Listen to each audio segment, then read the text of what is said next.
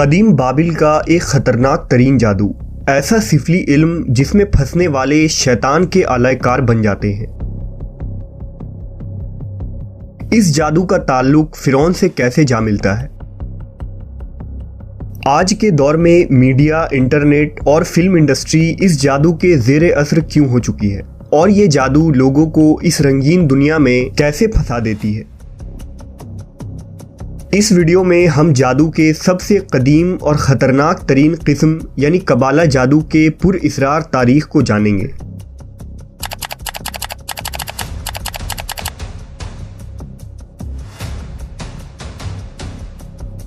ہماری اس دنیا کے متوازی اور یکساں ایک اور دنیا بھی موجود ہے جہاں خیر اور شر کی جنگ مسلسل جاری ہے، لیکن ہماری آنکھیں اسے دیکھنے سے قاصر ہے۔ اس کی مثال اس طرح دی جا سکتی ہے جیسے مختلف قسم کے سگنلز ہر وقت ہمارے ارد گرد موجود تو ہوتے ہیں لیکن ہمیں دکھائی نہیں دیتے، مگر ٹیلی ویژن کے اندر وہ خاص ریسیور لگا ہوتا ہے جو ان سگنلز کو کیچ کر کے ویڈیو میں تبدیل کر دیتا ہے، اور پھر اسے ہم اپنی آنکھوں کے ذریعہ ویڈیو کی صورت میں دیکھ سکتے ہیں۔ اسی طرح اگر ہمارے اندر وہ صلاحیتیں پیدا ہو جائیں کہ ہم شیطان اور اس کے کارندوں سے رابطہ کر پائیں تو ہمیں وہ عجیب و غریب دنیا دکھ جائے گی۔ اسی غیبی دنیا میں جادو کے علم کا ایک جہاں آباد ہے جسے قبالہ جادو کہتے ہیں۔ قبالہ دراصل قدیم بابل کی ایک شیطانی علم ہے جو مخصوص اعداد و شمار اور علامات کے ذریعے کی جاتی ہے۔ قبالہ جادو سے جڑے لوگوں کی دنیا باہر سے تو رنگین، حسین اور خوبصورت نظر آتی ہے، لیکن اندر سے بہت گھناؤنی ہوتی ہے۔ دراصل قبالہ جادو شیطانیت اور سفلیات سے متعلق ہے، جس میں مختلف نشہ آور چیزوں، جادوئی عملیات اور ہپنوٹزم کے ذریعہ دماغ اور لوگوں کے سوچ کو کنٹرول کیا جاتا ہے۔ یہی وجہ ہے کہ قبالہ جادو کو جادوئی دنیا کا سب سے خطرناک جادو مانا گیا ہے۔ قبالہ جادو کی ابتدا بابل کے ہزاروں سال پرانی تہذیب سے ہوئی تھی، اور جادو کی اس قسم نے اتنی ترقی کی کہ آہستہ آہستہ یہ ایک خفیہ مذہب میں تبدیل ہو گئی، اور پھر وقت گزرنے کے ساتھ یہ ایک پوری تہذیب کی شکل میں ڈھل گئی۔ جبکہ کچھ محققین کے مطابق قبالہ جادو کی ابتدا بنی اسرائیل سے ہوئی تھی۔ تاریخ کے مطابق جب یعقوب علیہ السلام کے فرزند حضرت یوسف علیہ السلام کو مصر کی حکومت عطا کی گئی تو آپ نے اپنے تمام بھائیوں اور رشتہ داروں کو مصر بلا لیا، اور یہ لوگ یہاں آ کر آباد ہو گئے۔ اس زمانے میں مصر کے لوگ جادو کے فن میں کمال رکھتے تھے۔ یہاں لوگ قبالہ نامی جادو کے علم کے ذریعہ ہر ناممکن اور ناقابل یقین کام کو سر انجام دیا کرتے تھے۔ مثلا حضرت موسیٰ علیہ السلام کے دور میں فرعون مصر کے دربار میں موجود وہ جادوگر جنہوں نے حضرت موسیٰ سے مقابلہ کیا تھا، یہ لوگ بھی قبالہ جادو کے ماہر تھے۔ اسی طرح گوسالہ پرستی اور اپنے جادو سے لوگوں کو شرک میں مبتلا کرنے والا سامری جادوگر بھی اسی قبالہ جادو کا استعمال کیا کرتا تھا۔ اسی طرح نمرود اور فرعون کے وہ درباری کاہن اور نجومی جنہوں نے انہیں یہ بتایا تھا کہ ایک بچہ ایسا پیدا ہونے والا ہے جو ان کی سلطنت کے خاتمے کا سبب بنے گا، یہ پیشن گوئی بھی قبالہ جادو کے ذریعے ہی کی گئی تھی۔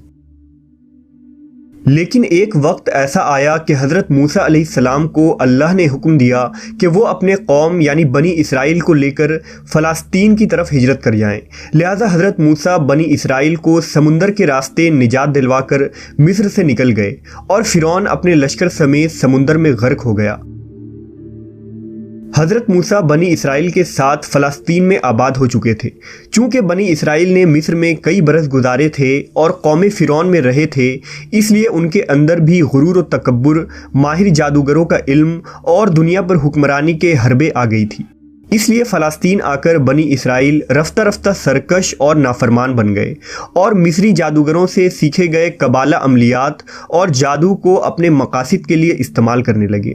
بنی اسرائیل نے جادو میں مصری جادوگروں سے بھی زیادہ مہارت حاصل کر لی، اور اسے اپنے دشمنوں اور مخالفوں کو نقصان پہنچانے کے لیے استعمال کیا۔ یہاں تک کہ حضرت سلیمان علیہ السلام کا دور آیا۔ اللہ نے آپ کو عظیم الشان سلطنت کے علاوہ جنات پر بھی حکومت عطا فرمائی تھی۔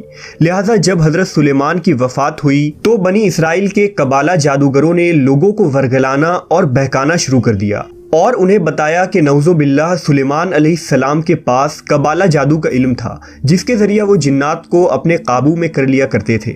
लिहाजा यहूदी उन जादूगरों के बातों में आकर कबाला जादू को रूहानियत के तौर पर सीखने लगे। यहाँ तक कि जादू की किताबों को मुकद्दस किताबों का दर्जा दे दिया गया और उन्हें हैकल सुलेमानी में रख दिया गया।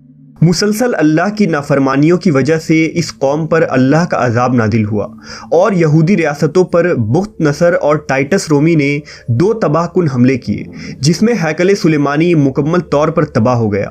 लाखों यहूदी कत्ले आम किए गए और जो जिंदा बचे वो मजबूरन फ़लस्तीन छोड़कर दूसरे इलाकों में हिजरत कर गए। इन तारीखी वाक़यात और जंगों के दरमियान कबाला जादू की वो तमाम किताबें हैकल सुलेमानी के मलबों तले कहीं दब कर रह गईं। लेकिन फिर 18वीं सदी में उन बचे कुचे यहूदियों ने मिलकर एक तंजीम की बुनियाद रखी, जिसका नाम नाइट टेम्पलर्स रखा गया। इस तंजीम का मकसद हैकल सुलेमानी के मलबे तले मौजूद जादुई किताबों को तलाश करना था और ये लोग निहायत शातिराना अंदाज से इसमें कामयाब भी हो गए, जिनमें कबाला जादू और पुर इसरार रसूमात का तमाम इल्म था। उन सब किताबों को हासिल करके उनकी गैर मामूली ताकतों का फ़ायदा उठाकर दुनिया पर हुक्मरानी करना उन नाइट टेम्पलर्स का मकसद था। ये लोग ईसाइयों के साथ मिलकर सलीबी जंगों में भी शामिल होते रहे और ख़ुद को उन्हीं का हिस्सा यानी ईसाई जाहिर करके दुनिया पर हुक्मरानी के ख्वाब देखते रहे, मगर सुल्तान सलाउद्दीन अयूबी जैसे मुस्लिम हुक्मरान के होते हुए उनके ये नापाक अज़ाइम कामयाब न हो सके। चुनांचा जब ईसाइयों को उन नाइट टेम्पलर्स के यहूदी होने का पता चला तो उन्हें कत्ल करना शुरू कर दिया गया, जिसके बाद मजबूर होकर ये नाइट टेम्पलर्स स्कॉटलैंड हिजरत कर गए और फिर आहिस्ता आहिस्ता वहां से अपना असर रसूख पूरे बरतानिया तक फैला दिया।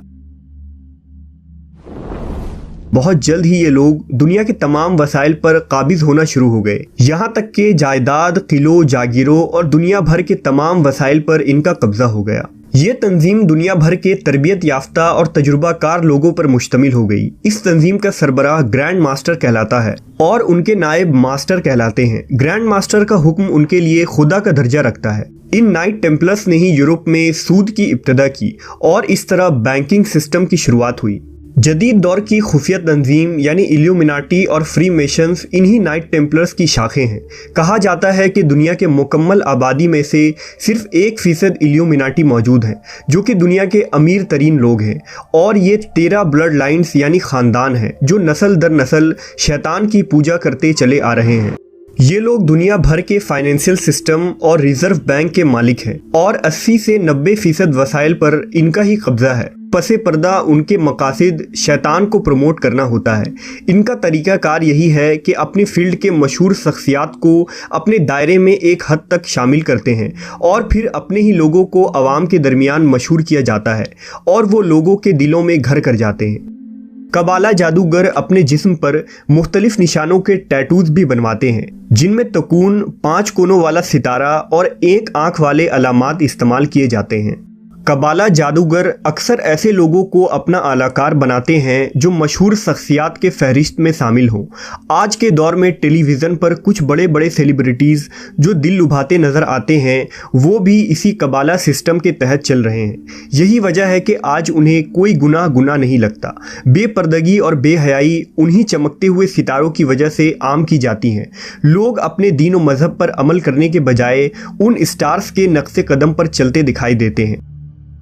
कई मूवीज़, डांस और गाने कबाला जादू की मदद से ही तरतीब दिए जाते हैं। यही वजह है कि जब लोग उसे सुनते हैं तो इस कदर मगन हो जाते हैं कि उन्हें दुनिया की कोई खबर ही नहीं रहती।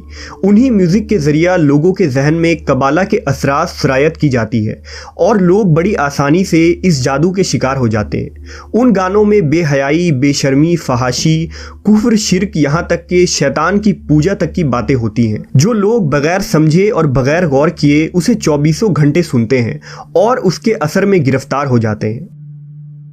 इसके अलावा सोशल मीडिया पर मौजूद पोस्ट, रील्स और बेशुमार मवाद ऐसे मौजूद हैं जिनका मकसद ही यूज़र्स को खुदा से दूर और शैतान और उसके पैरोकार से मज़ीद करीब कर देना है। उन्हें अपनी ज़िंदगी पर गौर व फिक्र और ज़िंदगी के मकसद पर सोचने के बजाय घंटों फजूलियात पर वक्त का ज़ाय करवाना है। गुनाहों के जाल में फंसाकर उन्हें इस कदर मसरूफ़ कर देना है कि वो शैतान के आलाकार बनकर मौत और उसके बाद की ज़िंदगी तक को भूल जाएं, जो एक तल्ख हकीकत है। آج یہ قبالسٹ جو میڈیا پر بھی پوری طرح کنٹرول رکھتے ہیں، وہ دنیا میں رونما ہونے والے حالات کو ہمیں اس طرح دکھاتے ہیں جیسے شیطان کے یہ پیروکار ہمیں دکھانا چاہتے ہیں۔ آج حال یہ ہے کہ خود مسلمان توہم پرست بن کر قرآن و حدیث سے دور ہو چکا ہے، جبکہ شیطان کے ہر شر اور چالوں کا حل قرآن کریم میں موجود ہے۔